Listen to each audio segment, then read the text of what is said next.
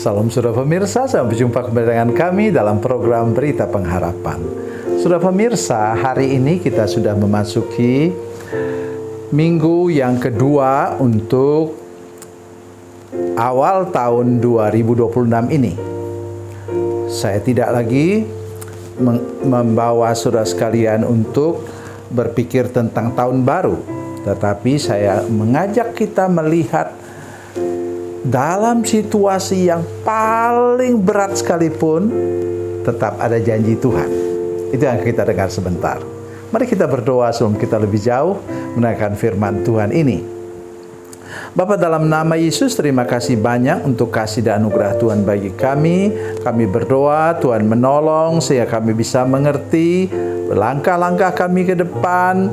Kami percaya ada jaminan, ada meterai daripada Tuhan, bahwa Tuhan menjanjikan kepada kami masa depan yang penuh harapan. Sepanjang tahun 2026 ini kami hidup dalam pengharapan yang teguh kepada Tuhan, karena Tuhan akan memberi kepada kami tiap-tiap hari salom daripada Tuhan, damai sejahtera daripada Tuhan.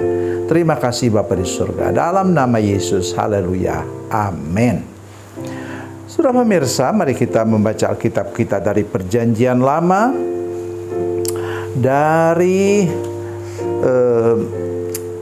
kitab Nabi Yeremia pasal 29 ayat 11. Yeremia 29 ayat 11, demikian bunyi firman Tuhan, sebab aku ini mengetahui rancangan-rancangan apa yang ada padaku mengenai kamu. Demikianlah firman Tuhan, yaitu rancangan damai sejahtera dan bukan rancangan kecelakaan, untuk memberikan kepadamu hari depan yang penuh harapan.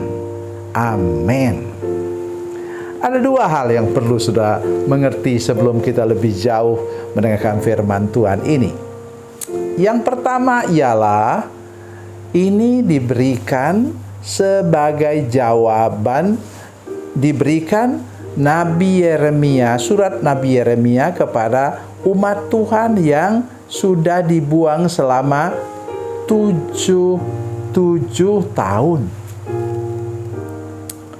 Maksudnya apa? Ada nabi palsu datang ke sana. Mereka bilang, oh enggak, itu Yeremia tuh salah dengar dari Tuhan. Kalian bukan dibuang 70 tahun, tapi 7 tahun saja. Siap-siap aja untuk kembali. Nah, karena itulah Nabi Yeremia sampaikan firman Tuhan ini. Maksud saya ialah kita perlu mengerti ini, bahwa jaminan Tuhan yang luar biasa ini diberikan di tengah-tengah kondisi umat Tuhan yang sedang terpuruk. Saya tidak tahu. Mungkin ada saudara yang memasuki tahun ini dalam keadaan benar-benar terpuruk. Secara ekonomi, secara kesehatan, secara rumah tangga. Tapi saya ingin mengajak kita ingat firman Tuhan ini. Kalau Tuhan bisa bicara dalam situasi yang paling buruk kepada umat Tuhan, maka Tuhan juga bisa bicara kepada kita sekarang lewat mulut hambanya ini kepada kita sekalian. Ingatkan kepada kita sekalian firman Tuhan ini. Ini yang pertama. Yang kedua yaitu, mari kita lihat ayat-ayat sebelumnya. Luar biasa saudara sekalian. Apa kata firman Tuhan? Usahakanlah, ayat 5, 6 sampai 7. Dirikanlah rumah untuk kamu diami, buatlah kebun untuk kamu nikmati hasilnya. Ayat 6, ayat 7. Usahakanlah kesejahteraan kota kemana kamu aku buang, dan berdoalah untuk kota itu supaya kepada Tuhan, sebab kesejahteraannya adalah kesejahteraanmu. Ayat 6 tentang carikan istri atau suami bagi anakmu dan lain-lain. Kalau Tuhan suruh kita membangun, ini dia. Tolong dengar baik-baik saudara sekalian. Apa yang saya sampaikan ini, perhatikan benar-benar. Dirikanlah rumah untuk kamu diami, buatlah kebun untuk kamu nikmati hasilnya. Lihat muka saya sini. Tuhan beri duit, beri uang untuk engkau mendirikan rumah tahun ini. Mari beriman bersama dengan saya. Tuhan akan berikan apa? Tanah untuk engkau berkebun. Ya. Ada jemaat kami yang memang pekerjaannya berkebun, tapi mereka masih menyewa tanah orang. Mari beriman, saudara-saudara sekalian, bahwa Tuhan akan berikan kepada kita tanah beberapa hektar untuk kita menanam. Mereka menghasilkan bagus, saudara sekalian. Mereka, jangan kita pikir bahwa hanya orang kerja di kantoran yang banyak duitnya. Mereka banyak duitnya, sampai bisa pulang ke NTT sana, kemudian menjadi berkat di sana. Saudara-saudara, itulah yang terjadi. Jadi mari kita percaya, kalau Tuhan suruh, Tuhan berikan modal. Kalau Tuhan suruh, Tuhan berikan materinya untuk kita membangun rumah, untuk kita bekerja di kebun. Itu yang harus kita ingat.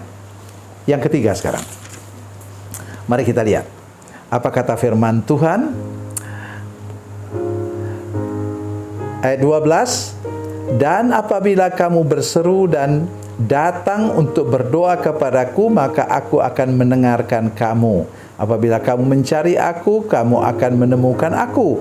Apabila kamu menanyakan aku dengan segenap hati, aku akan memberi kamu menemukan aku. Demikianlah firman Tuhan.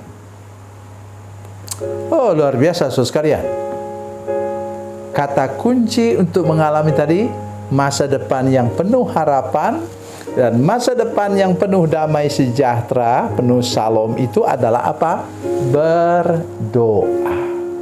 Mari jadikan tahun ini tidak ada satu hari pun di mana engkau tidak berdoa.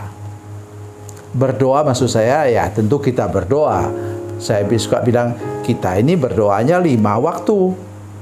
Apa itu?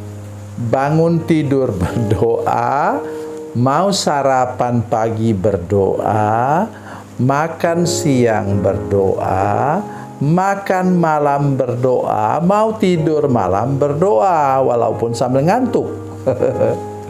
Jadi kata kuncinya di sini ialah kita harus punya kehidupan doa. Bertekadlah saudara sekalian, berdoalah kepada Tuhan, minta anugerahnya supaya kita dapat menjadi pendoa sepanjang tahun ini. Sehingga oleh anugerah Tuhan kita akan mengalami hidup yang penuh damai sejahtera, penuh pengharapan. Tuhan Yesus memberkati, Tuhan Yesus baik. Mari kita berdoa. Bapa, dalam nama Yesus kami mengucap syukur, Engkau baik kepada kami. Kami percaya bahwa kami semua, Tuhan sudah siapkan berkat-Mu. Tuhan Yesus, kalau Engkau menyuruh kami mendirikan rumah, Tuhan menyiapkan bagi kami berkat-Mu untuk kami dapat punya uang untuk mendirikan rumah yang baru tahun ini. Kami berdoa kalau kami Tuhan suruh berkebun, Tuhan siapkan bagi kami tanah milik kami sendiri yang dapat kami usahakan dan membuat hidup kami menjadi makmur. Berkati kami semua supaya kami menjadikan kehidupan doa menjadi nafas kehidupan kami supaya orang percaya, supaya kehidupan kami selalu sehat, sukses dan makmur sepanjang tahun ini. Dalam nama Yesus, haleluya, amin.